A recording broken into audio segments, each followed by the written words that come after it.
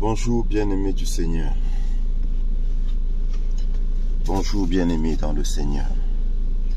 Je vais te lire un passage de la Bible, l'Ancien Testament, Deutéronome, chapitre 18, verset 10. Il est écrit, Dieu dit, « Qu'on ne trouve chez toi personne qui fasse passer son fils ou sa fille par le feu, personne qui exerce le métier de devin, d'astrologue, d'augure, de magicien. » Verset 11. D'enchanteur, personne qui consulte ceux qui évoquent les esprits, personne qui consulte ceux qui évoquent les esprits ou disent la bonne aventure, personne qui interroge les morts. Car quiconque fait ces choses est en abomination à l'Éternel. Et c'est à cause de ces abominations que l'Éternel, ton Dieu, va chasser ces nations devant toi. Tu seras entièrement à l'Éternel, ton Dieu. Car ces nations que tu chasseras écoutent les astrologues et les devins, mais à toi, l'Éternel, ton Dieu, ne le permet pas. Car ces nations que tu chasseras écoutent les astrologues et les devins, mais à toi, l'Éternel, ton Dieu, ne le permet pas. Ça, donc, c'est le premier passage. Le deuxième passage, Ésaïe, chapitre 5, verset 20. Malheur à ceux qui appellent le mal bien et le bien mal, qui changent les ténèbres en lumière et la lumière en ténèbres, qui changent l'amertume en douceur et la douceur en amertume.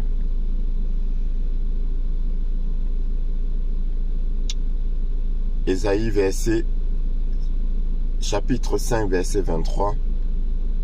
Malheur à ceux qui justifient le coupable pour un présent, pour un cadeau, et enlèvent aux innocents leurs droits. Bien-aimés,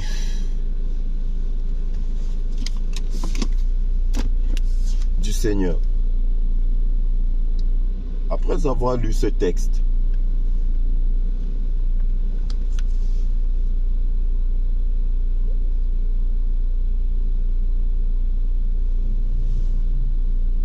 je vais t'expliquer l'erreur que beaucoup commettent.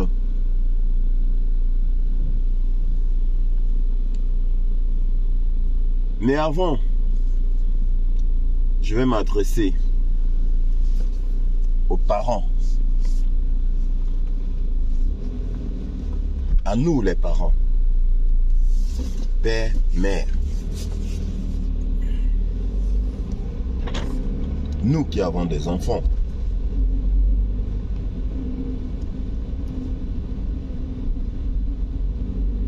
Le souci premier, le souci primordial, le plus important que nous les parents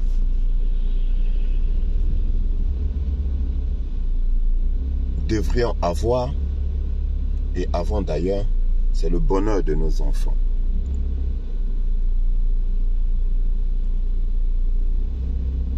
Nous devons œuvrer pour le bonheur de nos enfants. Dieu qui nous aime nous dit quoi? Dieu qui nous aime nous dit, j'ai pour vous, j'ai pour toi, mon bien-aimé, j'ai pour toi des plans de bonheur et de paix.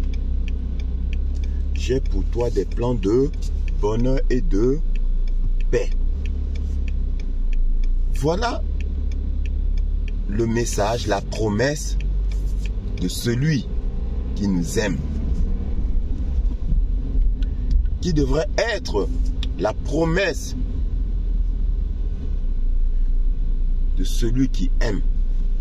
Tu aimes ton enfant, tu devrais avoir pour lui des plans de bonheur et de paix, et non de malheur. Le combat continue, bien-aimé du Seigneur.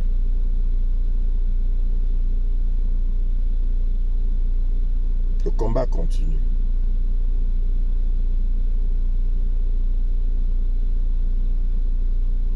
Je t'ai dit dans l'un de mes enseignements que Dieu dit, celui qui aime le monde et les choses qui sont dans le monde, l'amour du Père n'est point en lui.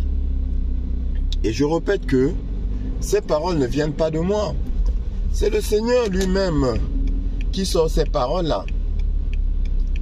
Oui, il dit son amour n'est pas en celui qui aime le monde et les choses du monde. Et le diable, qui est le malin, s'est arrangé à nous séduire avec les choses qui sont dans le monde. Tout tourne autour des choses qui sont dans le monde. Il nous convainc avec les choses qui sont dans le monde.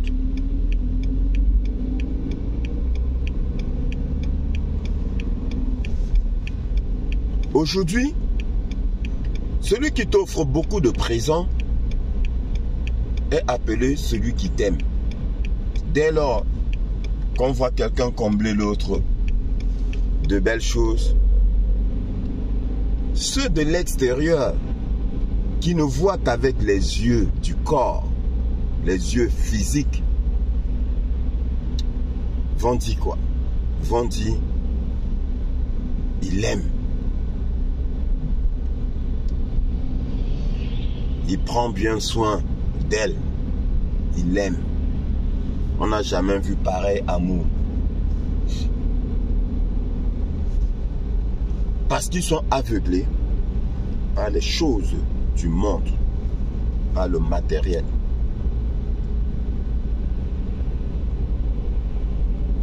Bien-aimé, ce n'est pas parce que quelqu'un donne que ça signifie que la personne aime. Mais bien entendu, celui qui aime donne. Parce que aimer, c'est donner. Mais celui qui aime donne à la mesure de ses moyens. Je te répète que les fils du démon ne savent séduire qu'avec les choses du monde. Ils connaissent que ça. Pourquoi? Parce qu'ils n'ont pas la vérité en eux. Les fils du démon n'ont pas la vérité en eux. Parce que leur père est un menteur. C'est le père du mensonge. C'est ce qui est écrit. C'est le père du mensonge. Donc il ne connaît pas la vérité. Par conséquent, ses enfants ne connaissent pas la vérité. Ils n'ont pas la vérité en eux. Ils n'ont pas l'amour en eux. Donc ils ne savent séduire qu'avec le mensonge. Les choses du monde, oui, parce que les choses du monde sont remplies de mensonges. Ces belles choses qui flattent les yeux et l'orgueil sont remplies de mensonges. Les trésors de la terre sont remplis de mensonges.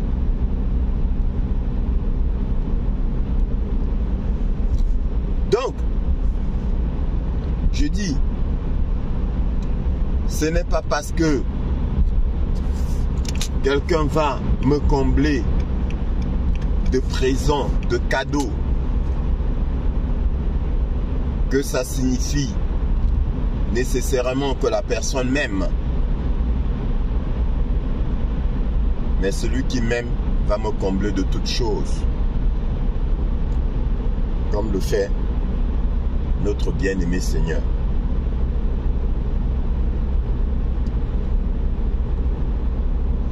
Donc, bien-aimé, quand tu es à l'extérieur, je m'adresse maintenant à toi, témoin de ce que tes yeux voient ou ont vu. Quand tu es à l'extérieur d'une relation, fais très attention.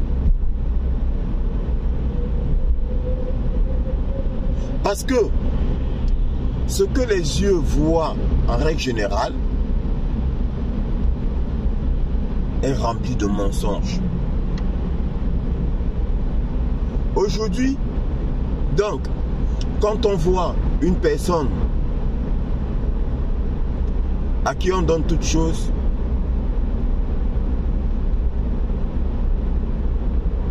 on en conclut que la personne qui donne cette chose-là est une personne aimante et que c'est la personne qui reçoit ces choses qui est mauvaise. Combien de fois a-t-on entendu dire, mais pourquoi elle se comporte comme ça alors que son mari lui donne tout? Mais qu'est-ce que vous entendez par tout donner? Qu'entendez-vous par lui donne tout? On peut tout donner à une personne sauf l'essentiel, qui est l'amour. Donc, celui-là qui donne toutes choses, les biens de cette terre, vous aveugle, vous qui êtes à l'extérieur, et vous devenez son soutien, ses avocats, voire ses complices dans ses mauvaises œuvres.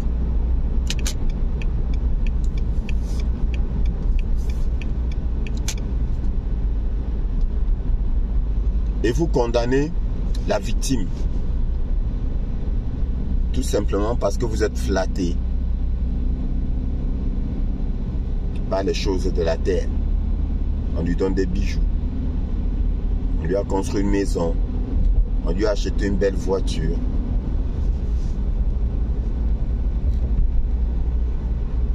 À l'époque de l'esclavage, il y avait des maîtres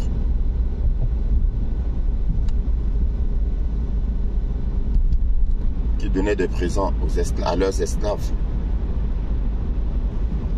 Bien entendu.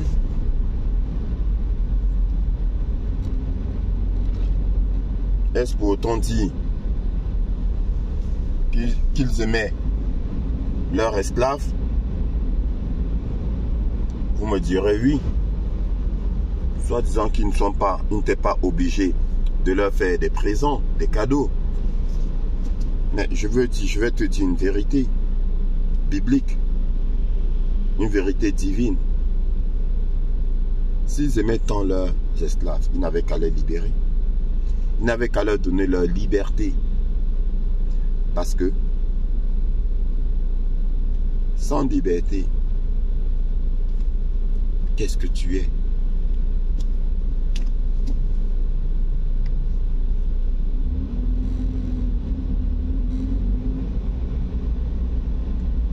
Celui qui t'aime te donne ta liberté. Il ne fait pas de toi un esclave.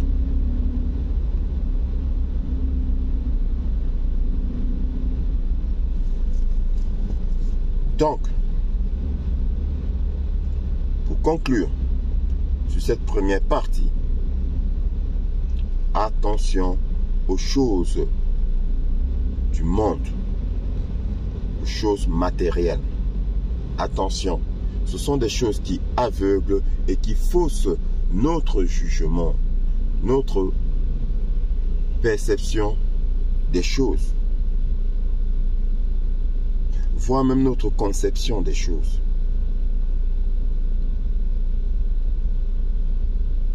Les choses du monde sont principalement utilisées par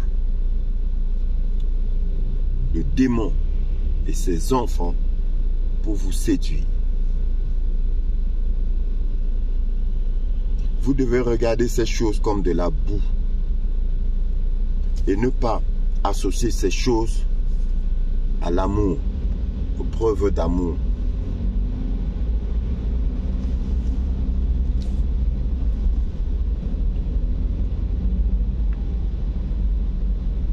Maintenant, je reviens au passage que je t'ai lu au début. Je résume en disant que Dieu dit qu'on ne trouve personne chez toi qui interroge les esprits ou qui consulte. Celui qui interroge les esprits, qui invoque les esprits, qui interroge les morts. Donc, Dieu nous interdit de consulter les marabouts. En résumé, Dieu nous interdit de consulter les marabouts. Il dit quoi? Car toutes ces choses sont une abomination aux yeux de Dieu. Car toutes ces choses sont une abomination aux yeux de Dieu. Et si tu regardes la définition du mot abomination, le dictionnaire te dira que une abomination, c'est ce qui provoque un sentiment d'horreur, d'aversion, un sentiment de dégoût, de répulsion. Donc, sentiment de dégoût, de répulsion pour une personne ou une chose. Donc, ça veut dire quoi? Ça veut dire que celui qui fait ces choses provoque en Dieu un sentiment de répulsion, de dégoût, répulsion, rejeté. Dans répulsion, tu as ça, action de rejeter même malgré soi, c'est-à-dire que de vomir, voilà. Parce que c'est une répulsion à cause du dégoût qu'on ressent. Donc on vomit une personne. Dieu vomit ceux-là qui consultent les marabouts. Dieu. Alors, bien-aimé, je vais te poser une question.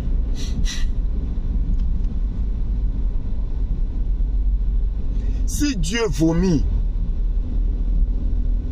ceux-là qui consultent les marabouts, peux-tu dire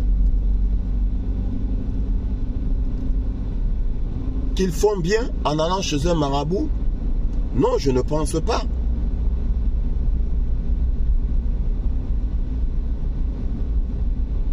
Je ne pense pas. Parce qu'ils sont rejetés par Dieu. S'ils sont rejetés par Dieu, pourquoi toi tu les accepterais? Si Dieu considère comme abomination le fait d'aller chez un marabout, pourquoi est-ce que toi tu justifierais cet acte-là? Parce que justifier cet acte, c'est le permettre. C'est ce que tu ne sais pas, bien-aimé. Justifier cet acte, c'est le permettre. Et c'est pourquoi Dieu dit malheur à ceux qui appellent le mal bien. Parce que quand tu justifies le mal, tu es en train de dire que le mal est bien. Malheur à ceux qui transforment le mal en bien. Malheur. Pourquoi je te dis ça? Parce que dans le combat que nous menons, que nous avons commencé à mener depuis maintenant plusieurs enseignements contre les violeurs spirituels, d'aucuns se permettent de dire que certains violeurs spirituels, c'est-à-dire les envoûteurs, le font par amour.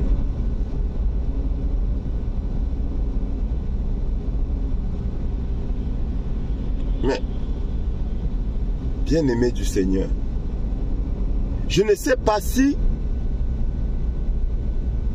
vous vous entendez parler. C'est-à-dire que on a violé quelqu'un par amour, c'est parce que il aime qu'il l'a violé. Spirituellement parlant. Je t'ai dit, on ne fait pas du mal par amour. Parce que il n'y a pas de part entre la lumière et les ténèbres.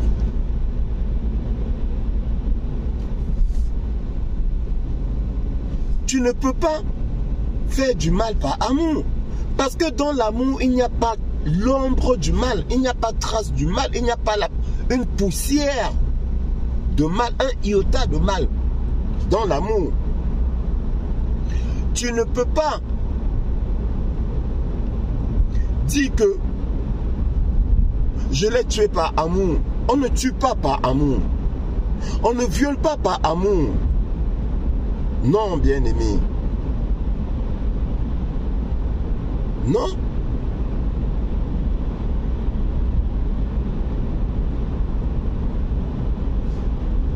Quand donc tu vas justifier l'acte posé par le violeur spirituel,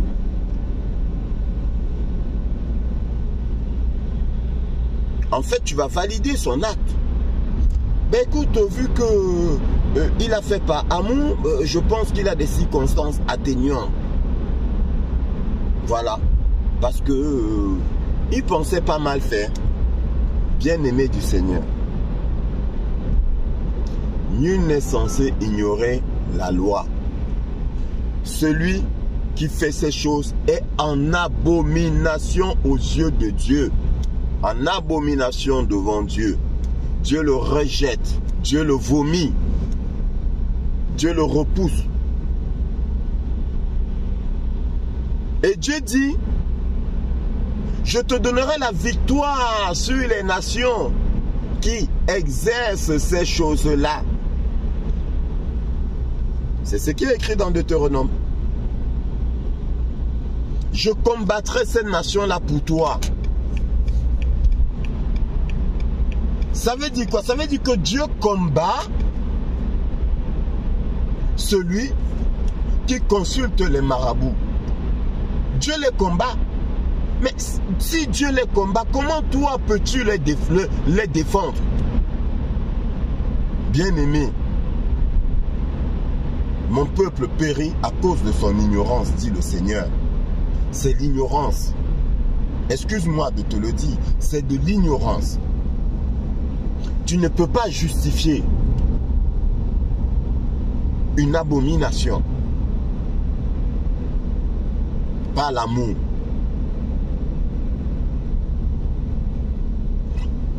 On ne tue pas par amour. Et je t'ai expliqué que le violeur spirituel, c'est un voleur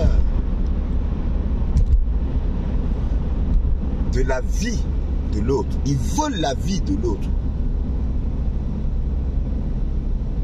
Oui.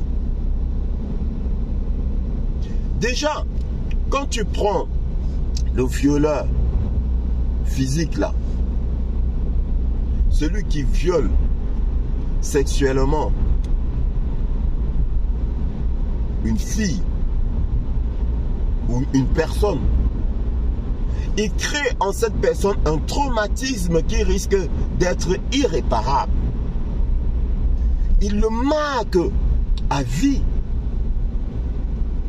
comme on marquerait une bête avec un fer rouge. Donc il laisse une marque qui ne disparaîtra jamais. Je ne sais pas si tu as conscience de ça.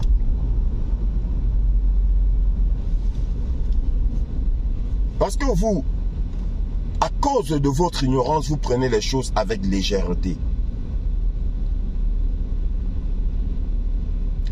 Un envoûteur est un violeur spirituel. Parce qu'il enferme l'esprit de l'autre.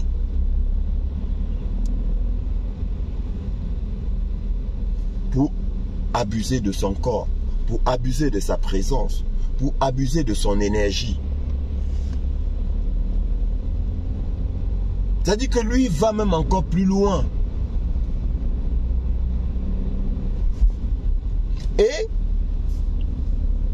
Il lui fait vivre une vie qui n'est pas la sienne.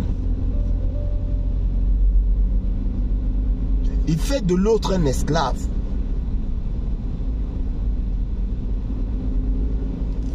Et le jour où l'autre prend donc conscience de ça, il est marqué à vie. Est-ce que tu as pensé à ça? Toi père, toi mère,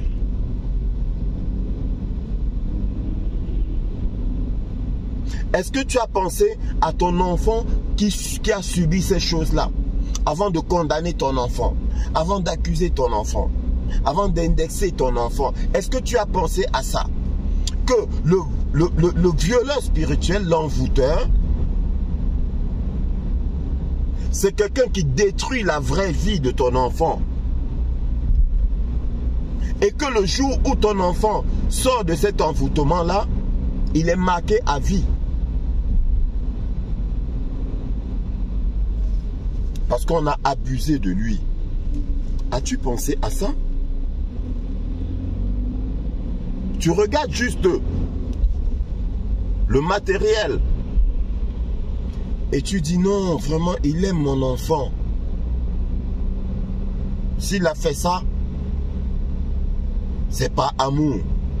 Malheur à celui qui appelle le mal bien. Ce n'est pas par amour. On ne fait pas ces choses-là par amour. L'amour ne prend pas, l'amour donne.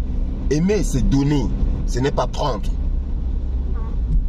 Je ne fais pas de l'autre mon esclave, soit disant que je l'aime. Je l'aime, il ne m'aime pas, je le laisse. Parce que je l'aime. Parce que quand on aime, on ne veut pas voir l'autre souffrir. L'amour ne cherche pas son propre intérêt. Donc, avant de parler d'amour, il est important de connaître la vraie définition du mot amour. Et la vraie définition du mot amour est biblique, elle est divine. Quelles que soient les Écritures, quel que soit le livre que tu prendras, la définition de l'amour sera la même. Parce que l'amour est unique, l'amour est Dieu. Et il n'y a qu'un seul Dieu.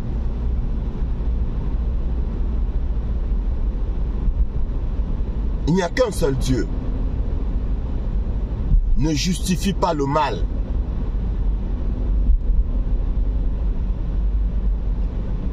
Non, quand il faisait ça, c'est...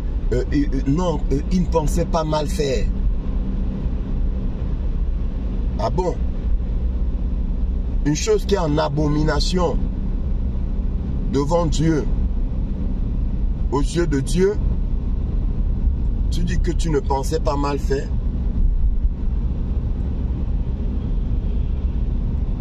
Il l'a fait par amour. Ah, il a fait par amour. Il a violé par amour. Il a tué par amour. Du coup, le méchant, c'est qui? Le méchant, c'est ton enfant qu'on a violé alors. Le méchant, c'est ton enfant qu'on a tué. Parce que l'autre était rempli d'amour. C'est ton enfant qui ne comprend pas. L'autre est rempli d'amour. Donc, tu reconnais que l'envoûteur est allé œuvrer mystiquement, diaboliquement pour posséder ton enfant. Ça, tu le reconnais. Mais tu dis que dans ce qu'il a fait,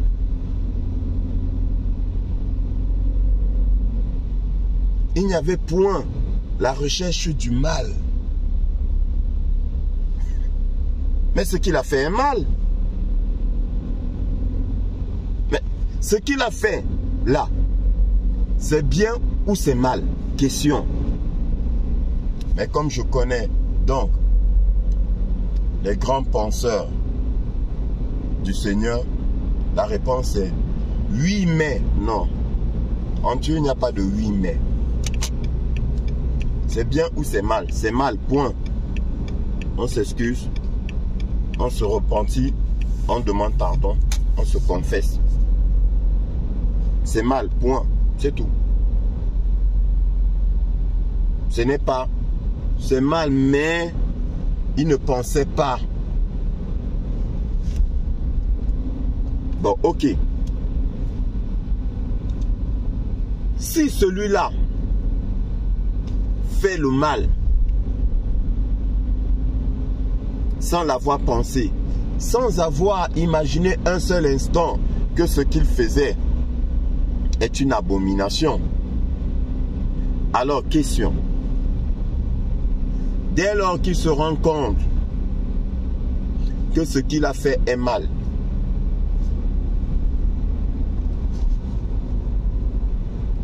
pourquoi ne se repent-il pas? Pourquoi ne demande-t-il pas pardon?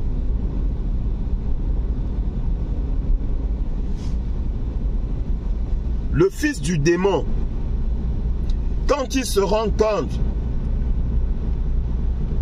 que ce qu'il a fait a été découvert, parce qu'il sait que c'est mal, c'est en lui, il sait que c'est mal. Quand il va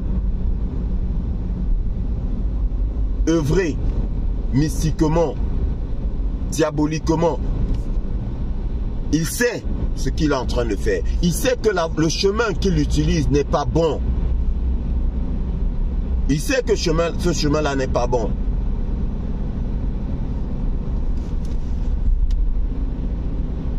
Le fils du démon, il le sait. Et dès lors que il se rend compte que tu sais ce qu'il a fait, pourquoi te menaces-tu? Pourquoi te menace-t-il? Pourquoi est-ce qu'il te menace? Pourquoi est-ce qu'il essaie de te manipuler? Au lieu de se repentir. Mais parce qu'il sait que c'est mal. Et parce que il a le mal en lui, en fait. C'est ce que tu devrais comprendre. Il est fils du démon. Je le répète, il est fils du démon. Si tu es fils de Dieu et que tu t'égares, dès lors que tu prendras conscience de ton égarement, tu vas te confesser. Tu vas demander pardon à ton bien-aimé Seigneur. Père, je te demande pardon parce que je me suis égaré. Père, je te demande pardon parce que j'ai fait ce qui est mal à tes yeux. En sorte que tu seras juste dans ta sentence, sans reproche dans ton jugement. J'ai péché contre toi, Seigneur. Contre toi seul. J'ai péché. Pardonne-moi, Seigneur. Pardonne-moi, Père éternel. Voilà la démarche d'un enfant de Dieu. Un enfant de Dieu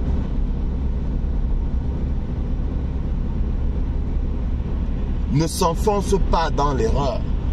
Dès lors qu'il constate que c'est une erreur, il se rétracte, il demande pardon. Le Seigneur dit quoi? Confessez vous vos péchés les uns aux autres. Oui. Libérez-vous. Mais le fils du démon, lui là, il ne se confesse pas. Il continue à faire le fier. Et toi, tu viens le justifier. Tu viens le justifier. Donc tu lui donnes encore plus de force. En fait, tu l'applaudis. Waouh! Ce qu'il a fait, c'est pas amour. Tu l'applaudis.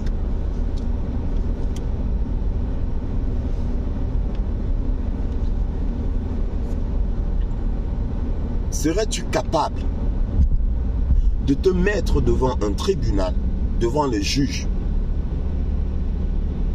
quand on aurait violé physiquement ton enfant et de dire au juge que je lui pardonne parce que il a violé mon enfant par amour. Serais-tu capable de le faire? Et quand bien même tu le ferais, as-tu pensé au traumatisme de ton enfant?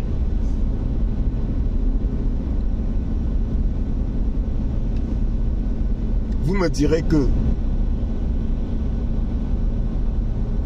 ce n'est pas pareil. Parce que pour vous, ce qui est grave, c'est ce que les yeux voient.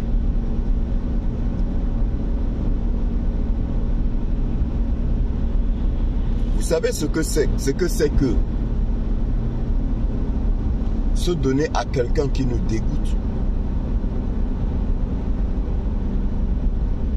Toi, qui de l'extérieur juge l'autre, es-tu capable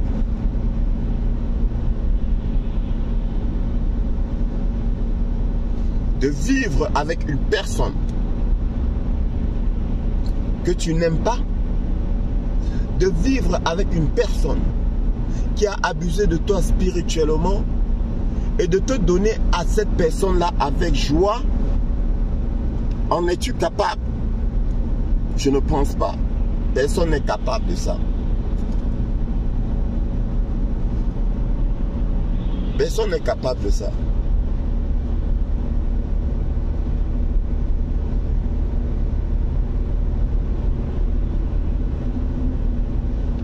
Ce qui est une abomination aux yeux du Seigneur devrait être une abomination à nos yeux. Car Dieu vit en toi. Ce que le Seigneur rejette, ton cœur le rejette. Et si jamais ton cœur accepte ce que le Seigneur rejette, bien-aimé, interroge-toi. Pleure, pleure même. Si tu te rends compte que tu acceptes ce que le Seigneur rejette,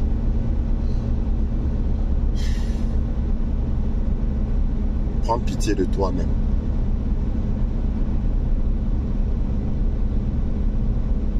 On ne justifie pas le mal par le bien. Non. Il n'y avait pas de pensée mauvaise dans ce qu'il faisait. Mais ce qu'il fait est mauvais. Pensée mauvaise, pas mauvaise. Ce qu'il fait, ce qu'il a fait est mauvais. Bien-aimé.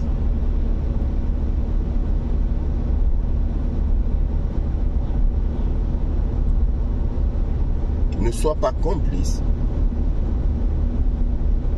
des actes diaboliques, sataniques. Ne sois pas complice des œuvres du sorcier. Ne sois pas complice des œuvres du fils, du démon. Parce que tu seras jugé au même titre que lui. Ne sois pas complice de ça. Ce qui est en abomination aux yeux de Dieu devrait être en abomination à tes propres yeux.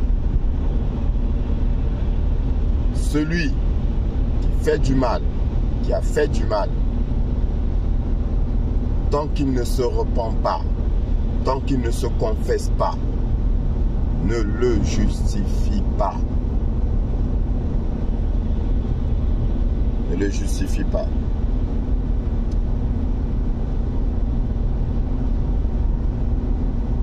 Tu le justifies, tu condamnes la victime. Oui. Tu le justifies, tu condamnes la victime. Lui, il devient le héros. Et la victime devient le coupable.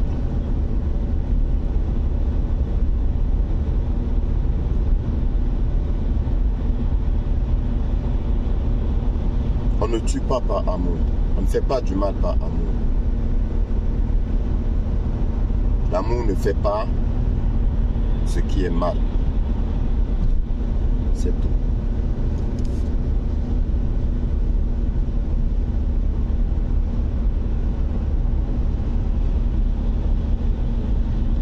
Si tu n'es pas encore parent, fais attention. En justifiant cela, ce que vous allez déclarer sur terre sera établi dans les cieux. Dit le Seigneur. Si tu acceptes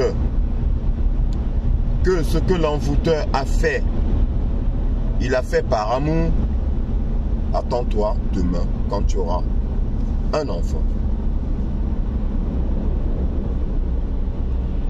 à ce que ça arrive à ton enfant. Attends-toi à ça. Et ce jour-là, quand tu verras l'état de ton enfant, l'état mental de ton enfant, tu sauras si réellement dit, c'est par amour qu'on fait ces choses-là.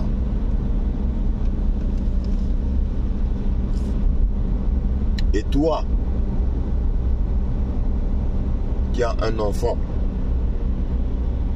à qui on a fait ça,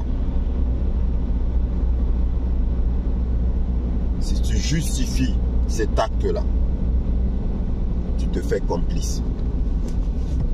Tu condamnes ton enfant et tu seras jugé au même titre que le violeur. Tu te fais complice du violeur spirituel, de l'envoûteur.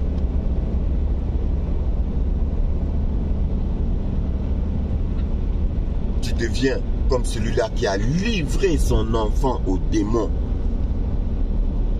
Oui, fais attention, bien-aimé du Seigneur. Fais attention.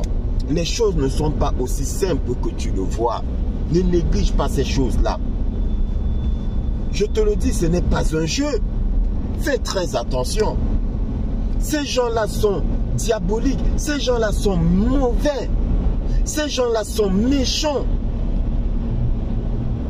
C'est des manipulateurs. C'est des menteurs. C'est des assassins. Je pèse mes mots. Je pèse mes mots. Ce sont des assassins.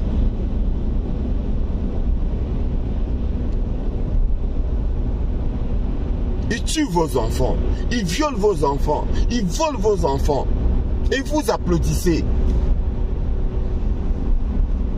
Et vous validez. Ils sont mauvais. Le Seigneur les traite de loups. Pourquoi? Pourquoi est-ce que le Seigneur les traite de loups? Parce que le loup est capable de manger son propre enfant. Le loup mange son propre enfant.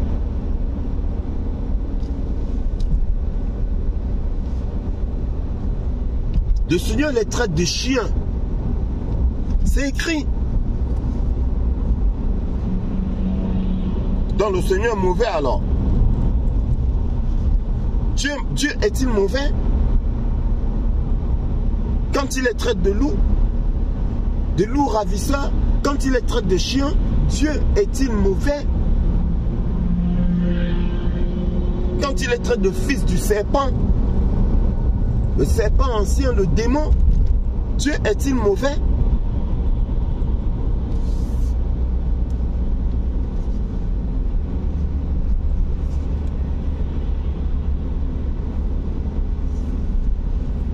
Bien-aimé, toi qui as justifié ces choses, demande pardon au Seigneur. Demande pardon à ton Dieu. Demande pardon à ton Dieu.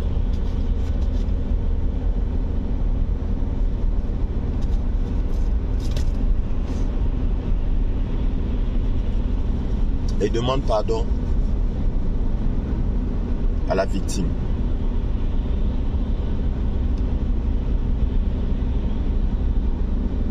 Et toi la victime, n'accepte pas que ces choses ont été faites par amour. Ne justifie pas toi non plus ces choses-là. Car en justifiant ces choses-là, tu valides, tu es d'accord. Et ces choses mauvaises deviennent bien à ton esprit. Et malheur à celui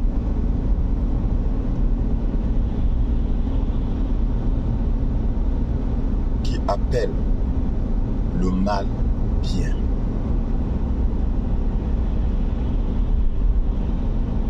Ce qui est mauvais est mauvais.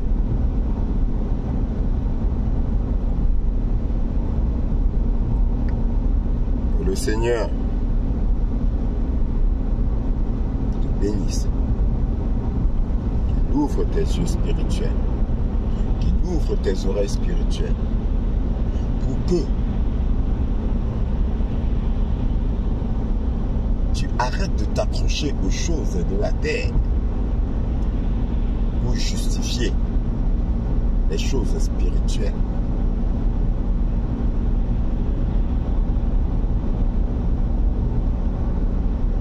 Qu'il ouvre ton esprit, que tu comprennes les Écritures et que tu comprennes les choses de l'esprit, le fonctionnement du démon et de ses enfants.